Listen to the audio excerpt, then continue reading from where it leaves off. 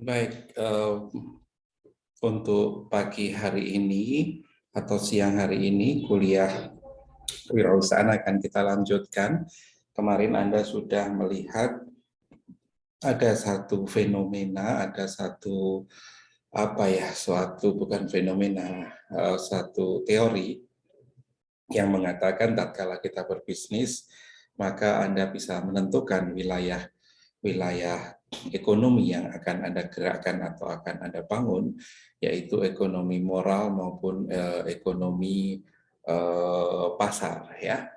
Nah, dari komentar-komentar yang saya baca baik di YouTube maupun di WA di kuliah kita, ada beberapa yang memberikan satu ide yang menarik bahwa kedua teori itu bisa digabungkan. Artinya, tatkala saya memilih sebuah bisnis, saya bisa mengambil kedua-duanya, ya. Ekonomi moral dan ekonomi pasar di blended begitu ya, menjadi satu. Konon menurut komentar Anda itu adalah satu kekuatan yang bagus gitu ya.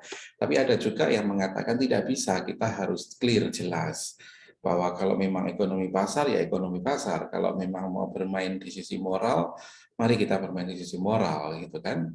Nah, akhirnya untuk pemahaman yang kedua ini kita akan punya satu definisi, misalnya entrepreneur itu sebagai satu kegiatan bisnis, maka orang yang bergerak di wilayah ekonomi moral suka mengatakan saya seorang sosiopreneur.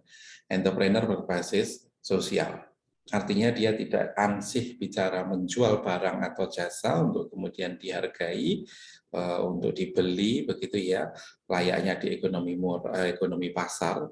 Barang harus cepat, harus kualitas bagus, dan dibeli dengan semurah-murahnya. Nah, ini ciri-ciri ekonomi pasar. Sementara yang di ekonomi moral, ya berbicara moral, maka kalau saya ingin membantu petani, sudah jelas di situ.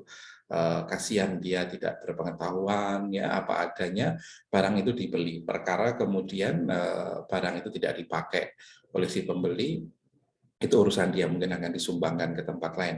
Itu lebih sifatnya adalah ekonomi moral. Dan orang-orang sosiopreneur, mereka bergerak di wilayah ini tadi, ya.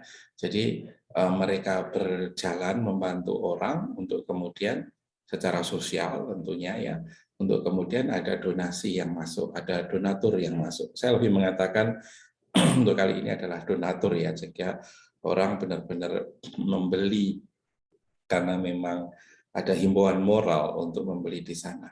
Nah, untuk kuliah kali ini kita sudah sepakat ada dua pilar itu, Anda bisa pilih salah satu atau Anda akan blended kedua-duanya, itu dipersilahkan. Tinggal karakter bisnis Anda seperti apa.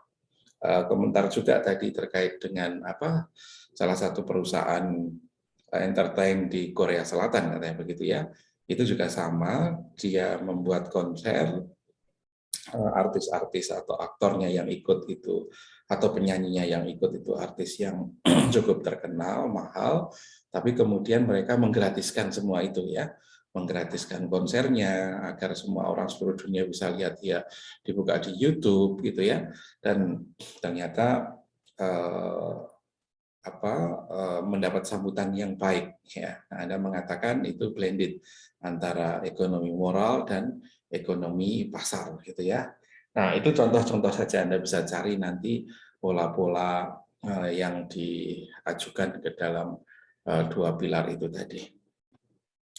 Nah, khusus untuk hari ini saya ingin melanjutkan sebentar ekonomi moral dan pasar itu dalam pengertian saya hubungkan dengan apa yang disebut dengan bisnis model kanvas ya. Jadi di bisnis model kanvas itu Anda punya 9 blok yang merah ini. Kemarin sudah kita singgung sebentar terkait dengan BMC atau bisnis model kanvas. Ada 9 blok. Blok yang pertama mulai dari, kalau saya membaca blok yang pertama adalah dari tengah ya. Dari tengah ini kemudian ke kiri ya, kemudian dari tengah ini kemudian ke kanan ya, kemudian yang bawah ini ada dua ini. Ya. Jadi yang pertama ada value proposition ya, kemudian ke kiri itu saya memproduksi ya. Saya harus melakukan kegiatan aktivitas produksi. Kemudian ke kanan ini aktivitas marketing. ya. Maka kalau dua-duanya bisa bergerak, ya sebenarnya entrepreneur itu ini artinya entrepreneur, yaitu mendekatkan antara produksi dengan market. Nah, yang mendekatkan itu apa? Sebenarnya yang jantungnya di tengah itu adalah value proposition ini tadi. Ekonomi moral maupun ekonomi pasar nanti akan ketemu di wadah namanya value proposition ini. Ya, kemudian Anda punya juga di sini adalah apa yang kita sebut dengan cost structure analysis. Ya, cost structure analysis itu intinya adalah kalau kamu nanti bisnisnya menjual bakso, ya, maka kalian harus membuat hitung-hitungan. Ya, kenapa satu mangkok bakso itu Anda jual misalnya 18.000, 20.000 misalnya seperti itu. Oh, itu dagingnya sekian, Pak. 1 kilo nanti akan jadi 10 butir misalnya ya. Sayurnya sekian, Pak. Nanti akan jadi 10 mangkok misalnya kayak gitu. Nah, sehingga akhirnya nanti ketemu per mangkok itu harganya berapa yang harus Anda jual. Nah, di sini juga ada revenue stream ya. Ini nanti kita diskusikan sendiri satu-satu. Tapi prinsipnya Anda akan punya 9 blok ini ya. Di 9 ini yang benar-benar Anda harus apa istilah saya, Anda harus benar-benar paham betul bahwa di bisnis yang membedakan dengan orang yang jualan itu ada pada bisnis model kanvasnya ini. Dan utamanya ada dalam value proposition. Nah, Anda lihat 9 blok ini kalau kemudian kita masukkan atau kita identifikasi di dalam sebuah usaha ya. Usaha itu mungkin kita terjemahkan sebagai perusahaan gitu ya. Perusahaan kata dasarnya juga usaha kan. Perusahaan itu nanti akan bicara konsumen, kemudian akan bicara supplier. Ya, dia tidak bisa berdiri sendiri perusahaan ini. Ya, Anda punya perusahaan catering pasti akan ketemu supplier sayur-sayuran, supplier beras, supplier macam-macam ya. Supplier gas pun juga untuk memasak itu butuh supplier. Kemudian nanti akan Anda cari yang namanya konsumen di sini tadi ya. Nah, kemudian keuntungan ini adalah selisih antara revenue stream dengan cost structure yang Anda buat itu tadi. Ya. Nah, ini di sisi operasional atau kita sebut dengan proses. Kemudian ini adalah input dan ini adalah output ya. Maka kalau kemudian nanti kita lihat ke dalam bisnis model kanvas, yang sangat penting adalah jantungnya itu kalau boleh saya usulkan kepada Anda di kuliah ini adalah bicara tentang value proposition ini. Ya, jadi jantungnya dari sebuah perusahaan itu ada di sini. Termasuk tadi kita bicara, kita tentukan kita mau berangkat kemana, ke ekonomi moral ataukah ke ekonomi pasar. Itu semua akan menentukan pada value proposition Anda. Ya, jadi kalau memang saya ingin membantu petani, Pak, oke, ada panggilan moral untuk membantu mereka. Ya, nah berarti Anda nanti akan masuk ke wilayah mana? Ataukah dua-duanya? Oke, nanti kita lihat semuanya ya. Saya ingin membantu para pedagang, Pak. Pedagang di mana? Pedagang pasar. Oke, nanti kita lihat ya, di mana ekonomi moralnya, di mana ekonomi pasarnya. Ya, kedua-duanya bisa di-blended, saya setuju tadi, akan tetapi harus terdefinisikan dengan benar. Misalnya seperti Pak Nadiem. Pak Nadiem datang melihat sopir-sopir ojek di pangkalan, ya. Kemudian dia melihat, waduh saya ingin membantu mereka. Kenapa? Karena satu lihat, ya penghasilannya sedikit sekali. Lantas yang kedua, dia kesulitan untuk mencari klien, ya karena ya kalau tidak punya nomor handphonenya kita tidak bisa hubungi dia, gitu ya. Dia hanya berada di satu posko di satu tempat di pangkalan gitu atau di ujung gang gitu. Kemudian dia hanya menunggu kalau anggota akan datang atau bis akan datang menurunkan penumpang, kemudian mereka berebut penumpang. Ya, itu kan sangat sedikit sekali secara penghasilan dan sangat-sangat minim sekali ya. Nah, akhirnya dia datang, saya ingin membantu dia. Ya, inilah kemudian nanti bisa dirumuskan menjadi sebuah value proposition. Ya, jadi kalau kemudian value proposition-nya itu atau nilai yang dipropos itu nanti adalah nilai yang kemudian akan menyelesaikan apa yang sebenarnya menjadi kebutuhan dari para customer di sini. Ya, jadi saya berbisnis Gojek tadi adalah saya sebenarnya customer-nya Gojek ini siapa? Yang menggunakan aplikasi Gojek itu ternyata adalah driver Gojek, gitu kan? Itu layer pertama. Layer yang kedua, dia sebenarnya siapa end usernya? End usernya adalah si penumpang itu sendiri. Nah, berarti ketika Anda mengusulkan sebuah value proposition, sebuah nilai, ya maka yang akan Anda usulkan itu akan menyelesaikan problem yang dihadapi oleh pengguna bisnis Anda. Ya, jadi kalau Gojek tadi, dia akan menyelesaikan problem yang dihadapi si pengemudi, yang selama ini jangkauannya sangat pendek sekali, yang selama ini dia dapat penumpangnya sedikit sekali. Ya, lantas yang kedua, si Gojek ini juga akan menyelesaikan masalah yang dihadapi oleh penumpang. Karena selama ini mungkin penumpang turun di suatu tempat atau membutuhkan Gojek di suatu tempat, dia kesulitan mencari itu. Maka kemudian aplikasinya Gojek diinstal, dia bisa memanggil driver, tunggu 5-10 menit, driver itu akan datang, kemudian dia bisa bergerak.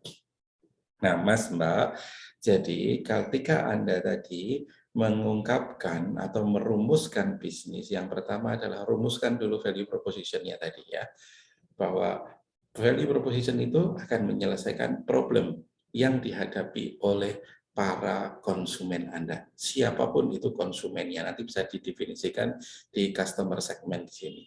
Ya, jadi kalau mereka masih menghadapi masalah-masalah, pasti mereka harus butuh solusi. Ketika solusi itu Anda yang menyelesaikan, maka Anda akan dibayar oleh mereka. Gitu ya. Nah, ini yang kemudian nanti Anda bisa menginstal sebuah bisnis berbasis pada sebuah nilai. Ya. Nah, berbeda dengan orang yang tinggal jualan. Pokoknya ada trotoar di situ, ya besoknya bikin gerobak, install di situ, sudah mereka tidak ngerti apa value proposition yang akan diangkat di dalam bisnis dia. Ya, maka itu nanti pasti tidak berumur panjang, tidak berumur lama. Ya, nah hari ini sebenarnya kekuatan bisnis, kekuatan startup itu ada di value proposition itu. Pinter-pinternya Anda membuat itu. Saya ambil contoh dalam kuliah saya semester ini, saya akan benar-benar masuk mengajak Anda berpikir sebentar tentang pasar tradisional. Pasar tradisional itu ya sejak Belanda ada, bahkan sebelum Belanda ada mungkin ya, kemudian Belanda datang, penjajah datang, hingga penjajah pulang. Penjajah itu kan VOC ya, dia kan juga berdagang di sini, tapi kan tipu-tipu, dia berdagang pakai senjata, akhirnya kita kalah. Nah sampai hari ini Belanda pulang, kita juga masih kalah. Nah mari kita lihat di mana problem yang terjadi ketika bakul-bakul itu, ketika pedagang-pedagang itu datang berkerumun di satu tempat, di pasar tradisional, ya, kemudian mereka bersatu di dalam pasar itu, menentukan harga bersama di pasar itu, menentukan antara siapa dengan siapa, antara si pedagang itu dengan pembeli, ya, mereka membuat kesepakatan harga di situ ya. Jadi apa istilahnya pasar tradisional, kita sepakat gitu ya. Oh, sorry, saya pakai putih. Di pasar tradisional kita sepakat, nanti yang akan kita amati adalah di pasar tradisional. Ya. Pasar itu berasal dari bahasa Turki ya. Bahasa Turki itu adalah bazar. Ya. Bazar itu maknanya adalah tempat bertemunya harga. Ya. Jadi ini adalah lebih ke arah sebuah tempat di mana di tempat itu kita bisa mempertemukan antar harga, ya. Jadi deal, kesepakatan ada di situ. Kita akan coba fokus di situ. Nah nanti silahkan Anda amati di mana pasarnya, pasar yang ada di sekitar Anda, ya. Pasar di sekitar rumah Anda, ya. Silakan Anda amati di situ. Kalau ada pasar legi, berarti Anda ke pasar legi. Di sekitar kos Anda juga boleh, ya. Di situ ada pasar gede, ya pasar gede. Di situ ada pasar desa, tempat kamu juga. Silakan diamati di sana, ya. Kemudian nanti kita akan coba bareng-bareng kita rumuskan. Mulai dari value proposition-nya itu kira-kira apa yang bisa kita implementasikan di pasar itu. Oke Pak, saya mengamati begini, misalnya ya, kemarin kalau contoh ya, yang sudah kami lakukan ada di pasar Legi, ya, yang kalian sudah lihat, saya punya Indobarter itu. Ya, kenapa? Saya merumuskan value proposition dan membangun bisnis itu bersama mahasiswa di pasar Legi dengan Indobarter sudah clear, ya, bahwa saya melihat waktu itu ada fenomena pandemi, ya. Fenomena pandemi akhirnya kenapa? Ya sudah, orang kena pandemi COVID, ya, maka orang tidak akan pergi ke pasar.